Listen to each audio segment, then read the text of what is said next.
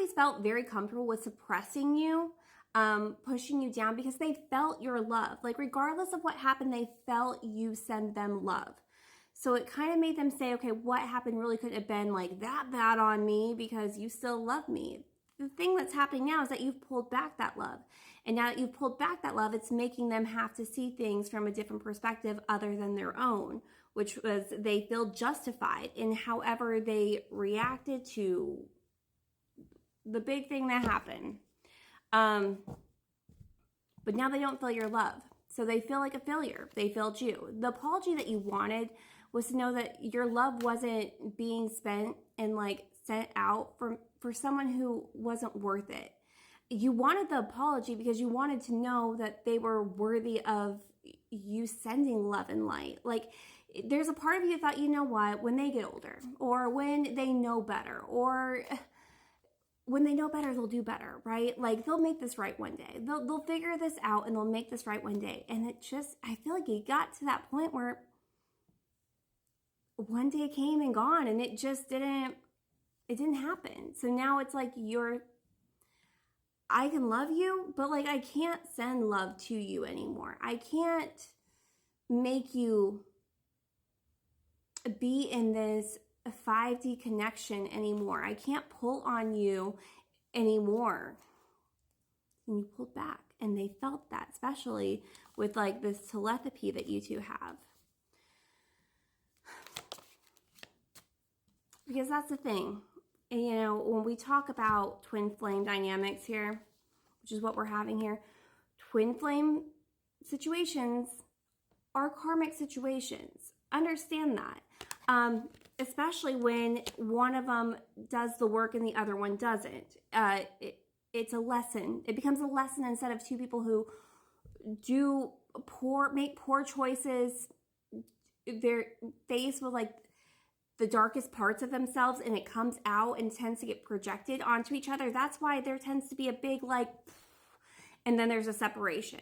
Time to cool off, time to reevaluate, look inside and be like, what are the things that I need to change, because I don't want to be like that. And if the last thing on this card says letting go and loving you. You had some kind of resentment here, and they held some kind of resentment. And it feels like when you let go of that resentment, you let go of them. You're not angry anymore. You don't need the apology anymore. You don't care if they're a better person or not anymore. The proof is in the pudding. They didn't do anything to try and make this better. And it's like, I feel like whatever part that you may have played in this, you did try to apologize. Look, if you owned up to your stuff, you did the healing work, and you're like, oh shit, like, yep, that was you're not pointing the finger at them, you pointed it on yourself, and you're like, yeah, that was on me. But them not doing the work, that's on them. So this twin flame no contact, you know, we have addictions too. It feels like they suppress you with things. Gambling, things that it's like anytime that you would start to rise up, they would reach for some kind of toxic thing to put in their body to like almost bubble on top of you like acid. And they thought that that was like dissolving you, but it wasn't. It was just suppressing it down. And it feels like since you have had this heartbreak of letting go, like it's because I'm not getting anger, and I'm not even getting like you're just like so devastated. It's just kind of sad to you. You know, this is something that you hoped that they would have became a better person. They would have been able to stop being an avoidant. That they could make this right. Not even necessarily for you two to be together, but just so it's not there anymore. And when you realize that you can't be held, trapped, and prisoner into this, that was your breaking point for the love that you were sending them.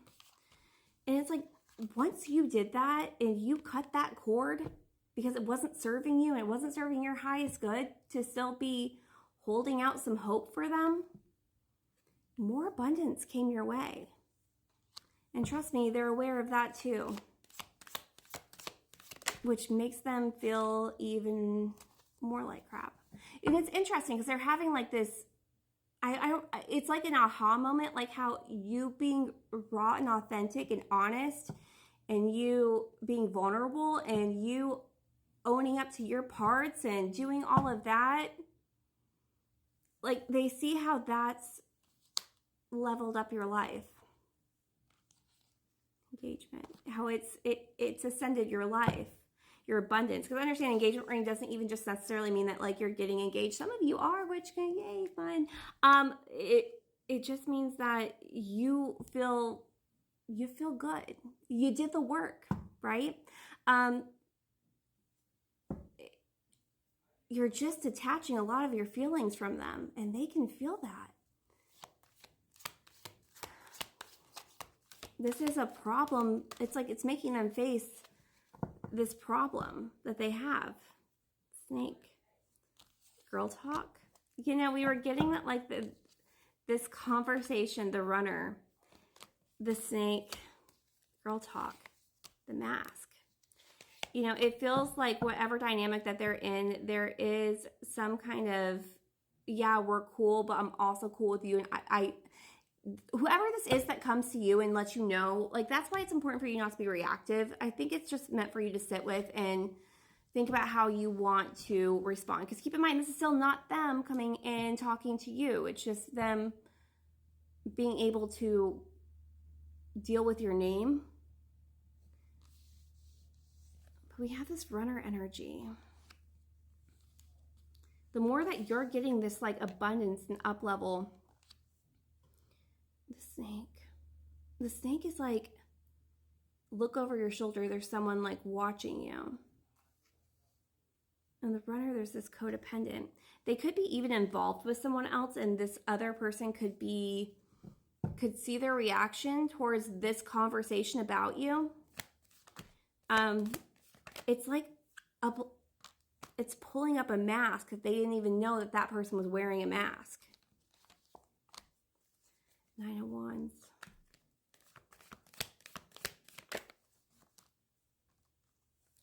Look, you did the work.